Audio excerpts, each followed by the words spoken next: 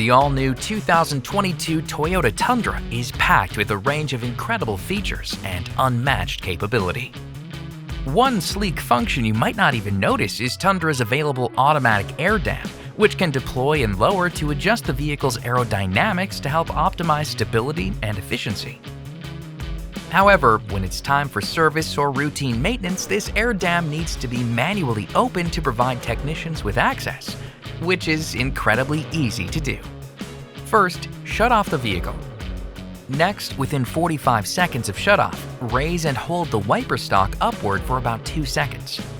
When it's time to return the air dam back, simply turn the vehicle on, select Drive, and go. It's that easy.